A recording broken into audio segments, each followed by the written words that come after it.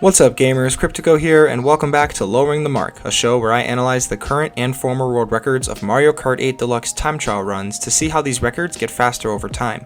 We'll look at elements such as the loadout, racing lines, and mushroom usage to better understand what's bringing these times down. If you haven't already, please consider subscribing to my channel and hit the notification bell to be the first to know when my videos go live. For today's episode, we're jumping back into the Leaf Cup and, because pessimism, taking a look at easily the worst course here at top speed, Sherbet Land at 200cc. On May 2nd, 2017, the world record for this run was set at 1 minute 20.431 seconds by the American player Jimmy. Jump ahead to January 14th, 2022, and the record was brought down to 1 minute 16.897 seconds by the Spanish player Alberto. That's a 3.5 second improvement between records and a 4.3% faster time.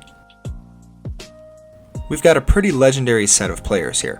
Our former world record holder Jimmy has broken nearly 300 world records across 40 unique runs and has spent over 1,300 days holding at least one world record. Our current world record holder Alberto has now broken over 940 world records across 78 unique runs and has spent over 1,500 days holding at least one of his now 48 current world records. At pre-release, the world record for this run was heavily into the 125 range and almost immediately subbed under 120, mostly thanks to Jimmy. 200 days after he promptly brought the time down to 118, English player Ryan 5 stepped in for a brief challenge, and 8 days later, Jimmy was back on top.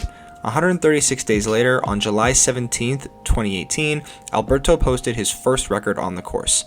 None of us knew it yet, but this would quickly become his course, as over the next 3 or so odd years, Alberto dropped 26 consecutive world records and achieved not 1, but 2 second breaks as he gradually brought the record all the way down to 116. 5 of these records lasted for over 200 days, and his world record reign on this course is the second longest in the game's history. His 28 total records on this course make up more than half of the records broken across everyone else. In total, the world record was broken 53 times by only 6 different players.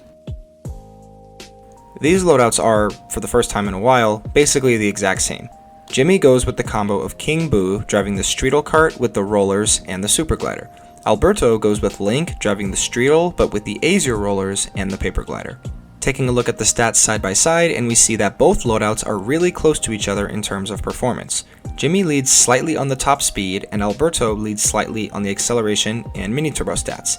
The grip and handling stats are dead even for both players, but Alberto runs away with the slightly better loadout because of those slightly longer lasting mini turbos. I promise it'll make sense soon. Remember when I said the worst thing in this game is driving on dirt? Well, did you happen to think that there's something 10,000 times worse? That would be driving on the snowy landscape of Sherbet Land. Again, the course layout isn't bad, but all the sliding from the ice and snow is just never fun from anybody. By that same token, at 200cc, it's fun to watch people better than me slide through this course at world record pace. Let's dive into it.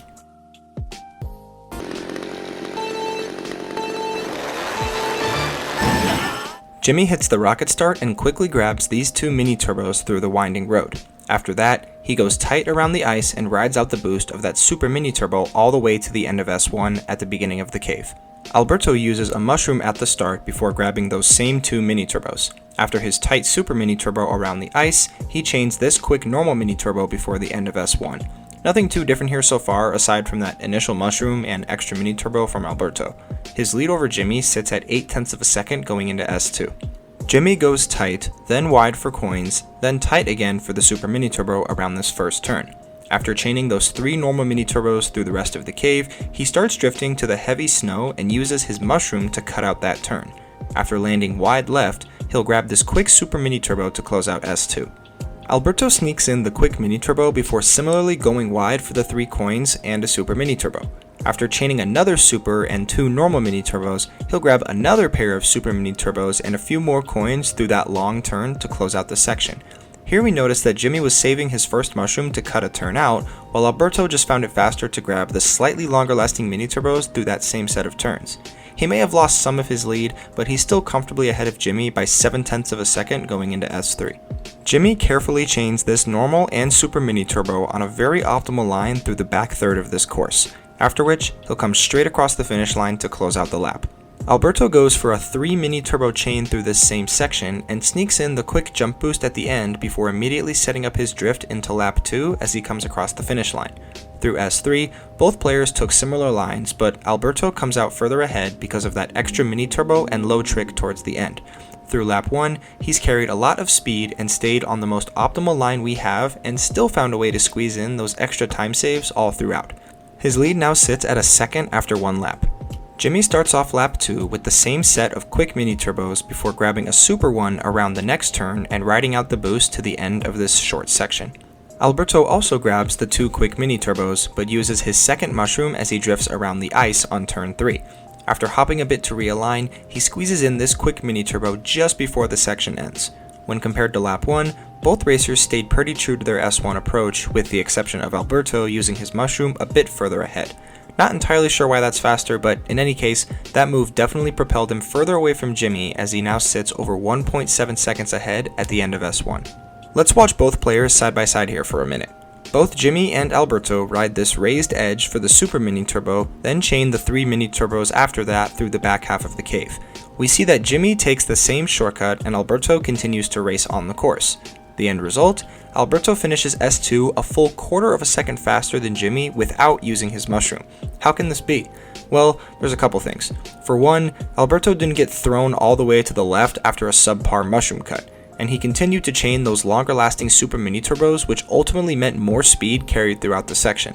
That's how he was able to get away with using his mushroom earlier in the course. He's ahead now by over 2 seconds at the end of S2. Through S3, Jimmy just grabs those same 2 mini turbos on that far right line throughout the rest of the track and rides out the boost of that super mini turbo all the way to the finish line.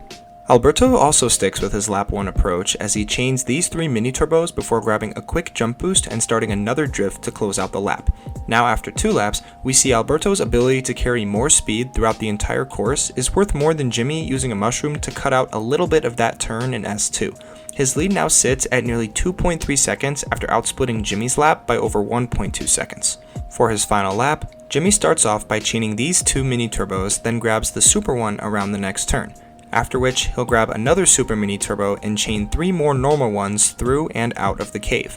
Shortly after that, he'll use his final mushroom to make this suboptimal cut before chaining another super mini turbo to that. Now back on the ice, he'll chain another normal and super mini turbo around the final turn to close out the race. Alberto also chains those first 2 mini turbos and uses his final mushroom around the next turn for the super mini turbo, after which he'll squeeze in this quick mini turbo as he enters the cave. There he'll grab a super mini turbo, then chain 2 normal ones, then grab another super mini turbo as he prepares to take the next turn. Another pair of super mini turbos later and he's back on the ice where he'll chain 3 more normal mini turbos and a quick jump boost to close out the race. His final time would end up being over 3.5 seconds faster than Jimmy's former world record. So by drifting on a slightly better line and carrying more speed all throughout the course, Alberto was able to cap off his 26th consecutive world record on this track. That's a feat only few players have accomplished, and during that reign, he's taken over a second and a half off his initial world record from July of 2018. It's without a doubt one of the most impressive displays on any course that this game has ever seen, though I wonder if we may be nearing the end of this record's improvement. The best known splits for this run show that Alberto has, to nobody's surprise, optimized this world record incredibly well over these past 4 years.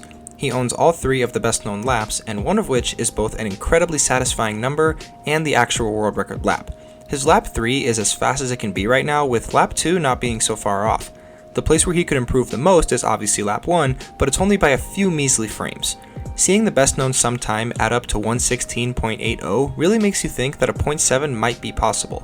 It would without a doubt be an insanely impressive 10th break, but even with all the actual improvement that can be made, it's a tall order to ask for even one more frame off a pretty darn close to perfect run, especially considering there's not that many people that are capable of doing so. The worldwide top 10 consists of 6 national and 3 continental record holders.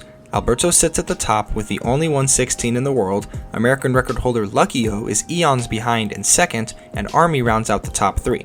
At the 4 and 5 spots, separated by only 3 1,000ths of a second, are Technical and Encore.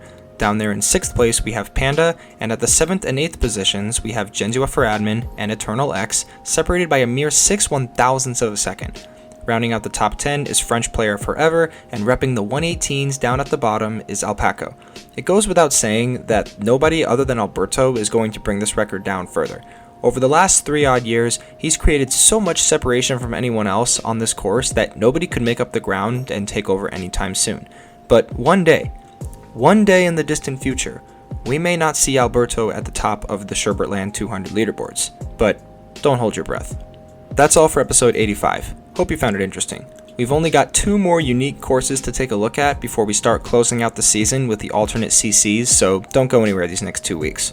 If you enjoyed this video, like and share it with your friends and comment on which course you'd like me to analyze next. Don't forget to subscribe, and I'll see you guys in the next one.